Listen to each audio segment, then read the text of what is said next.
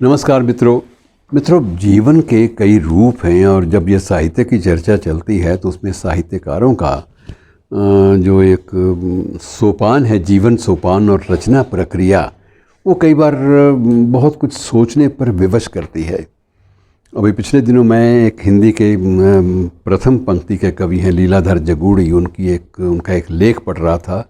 तो उसमें लेख में वो स्वयं कहते हैं कि कई बार कृति जो है वो कृतिकार से भी ऊंची हो जाती है। और आज मैं जिनका जिक्र कर रहा हूँ वो भी एक ऐसे ही साहित्यकार हैं।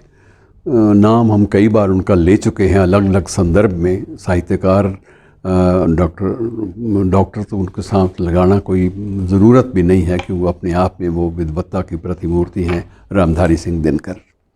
अब दिनकर जी का जो विषय जो वैचारिक रूप से उद्वेलित करता है, वो उद्वेलित करता है कि उनकी रचना प्रक्रिया में कितनी विविधता है, कितने अलग अलग आयाम हैं। और ये समझ में नहीं आता कि एक ही साहित्यकार चिंतन के धरातल पर किन किन मार्गों से, किन किन रास्तों से, कौन कौन से चिंतन की धाराओं से गुज़रता है। ये एक बड़ी अद्भुत एक मनस्थिति है, बड़ी अद्भुत एक स्थिति है जिसका जिक्र करना, जिस पर चर्चा करना कई बार बहुत ज़रूरी लगता है। मित्रों, मेरे सामने उनकी एक पुस्तक है रश्मि रथी। रश्मि रथी का मतलब आप समझते हैं कि सूर्य किरण रथ का सवार, उसके सूर्य की किरणों वाले रथ पे सवार। और ये मूल रूप से 7 सर्ग हैं और 7 सर्ग जो हैं वो इसमें एक मुख्य पात्र है जिसमें कर्ण का जो चरित्र है वो उजागर किया गया है। और इसमें बड़ी एक अजीब अजीब संबंधों की, मानवीय संबंधों की धाराएं हमारे सामने आती हैं। और साथ साथ ये भी कहा जाता है कि रश्मि रथी राष्ट्रवाद के साथ साथ उपेक्षित लोगों की मुक्ति चेतना जो है उसका स्वर भी है। और दिनकर के अपने शब्दों में दिनकर ने स्वयं इस कृति के बारे में कहा था कि कर्ण के चरित्र का उद्धार एक तरह से नई मानवता की स्थापना का ही प्रयास है। बहुत एक लंबी चौड़ी बात उन्होंने कह दी है और ओजस्वी काव्य के रूप में रश्मि रथी को याद किया जाता है। और इस संदर्भ में जब मित्रों दूसरी ओर मैं कभी कभी दिनकर की उर्वशी के पृष्ठ पलटते हैं तो तब भी बहुत सारी बातें, एक अलग से दिनकर का स्वरूप देखने को मिलता है। और इसमें आप ये मानकर चलिए कि दिनकर का ओज का स्वर और इसके साथ साथ दिनकर की जो एक प्रकार से जो पौरुष तत्व है दिनकर के काव्य में, जो बहुत ऊंचाइयां छू लेता है, कई बार उसका जो चित्र है आपके सामने मैं प्रस्तुत करता हूं। कोशिश करूंगा उसी रूप में, जिस रूप में दिनकर जी स्वयं प्रस्तुत किया करते थे, उस रूप में प्रस्तुति संभव नहीं है।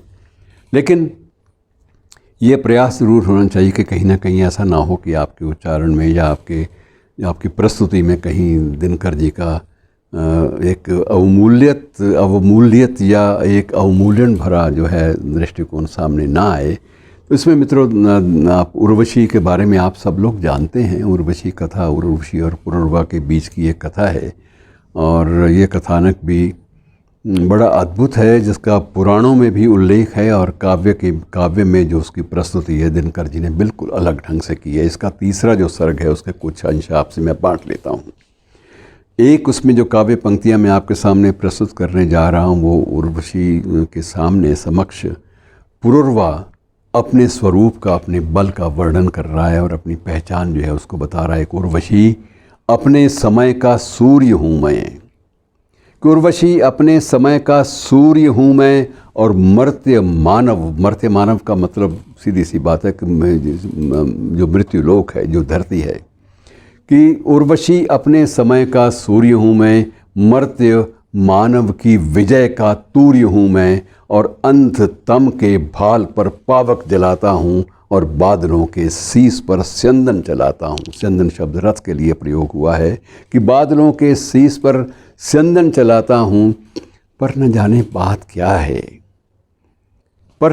बात क्या है कि इंद्र का आयुध पुरुष जो झेल सकता है, सिंह से बाहें मिलाकर खेल सकता है और ये शिला सा वक्ष, ये चट्टान सी मेरी भुजाएं, कि ये शिला सा वक्ष, ये चट्टान सी मेरी भुजाएं, सूर्य के आलोक से दीपित समुन्नत भाल, मेरी बाह में मारुत गरुड़ गजराज का बल है। कि उर्वशी अपने समय का सूर्य हूँ मैं, मरते मानव की विजय का तूर्य हूँ मैं, अंधतम के भाल पर पावक जलाता हूँ और बादलों के शीस पर स्यंदन चलाता हूँ। पर न जाने बात क्या है, पर न जाने बात क्या है कि इंद्र का आयुध पुरुष जो झेल सकता है, सिंह से बाहें मिलाकर खेल सकता है, फूल के आगे वही असहाय हो जाता और शक्ति के रहते हुए निरुपाय हो जाता।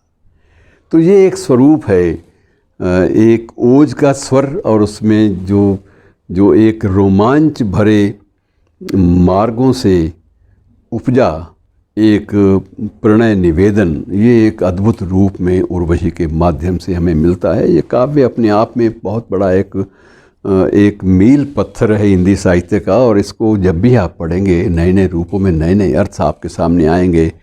और इसी के संदर्भ में मैं जब विचार करता हूँ कि एक रश्मि रथी, उसके बाद उर्वशी, और उर्वशी के साथ साथ जब उनका जो अंतिम जो कृति है वो बहुत उदास कर जाती है। और ये तो मित्रों यही जो गाथा है दिनकर जी की, ये इतनी ज़्यादा एक प्रकार से हिला कर रख देती है कि एक ही जो साहित्यकार है, एक ही जो सृजनशील व्यक्ति है, एक ही जो कवि है, वो किन किन मार्गों से गुज़रता है। उनकी कृति का नाम है हारे को हरि नाम। अब हारे को हरि नाम वाला कवि उर्वशी के पुरुरवा और रश्मि रथी के कर्ण के साथ कैसे एक मेल खा सकता है। लेकिन सृजन का स्वर है, संवेदना का धरातल है, और संवेदना के धरातल पर कर्ण भी जीता है उसी ओज के साथ, और उसी ओज के साथ पुरुरवा जो है वो भी विद्यमान है। और वही ओज जब धीरे धीरे किसी कारण से, किसी भी परिस्थिति जन्य कारण से जब वो हताशा में बदलता है, तो उस वक्त हारे को हरि नाम जैसी कृति भी सामने आती है। तो मित्रों, एक सृजन के सोपान कितने हैं, सृजन की एक लीला कैसी है अद्भुत, इसको आप महसूस कीजिए कि कई बार जब वो लीलाधर जगूड़ी कहते हैं कि कई बार कृति जो है कृतिकार से भी बड़ी हो जाती है, तो वही स्थिति है कि दिनकर जो ओज के स्वर में डूबे हुए थे आकंठ, दिनकर जिन्होंने अपने अंतिम दिनों में ये इच्छा व्यक्त की थी कि वो एक बार तिरुपति के आंगन में जाकर वहाँ से रश्मि रथी का पाठ करना चाहते हैं, और उन्होंने तिरुपति के प्रांगण में बैठकर मंच से रश्मि रथी का पाठ अपनी चिर परिचित जो ओज भरी मुद्रा है, ओज भरा स्वर है, उसमें किया। तो मित्रों, उसके बाद अगर वही कवि एकदम से हारे को हरि नाम पे लौट आता है, तो उस वक्त बहुत कुछ सोचना पड़ता है कि ये सृजनशीलता जो है ये कवि या किसी सृजक के साथ साथ चलती है, उसकी जीवनचर्या या उसके चिंतन के धरातल का समान मार्ग है, समान हिस्सा है।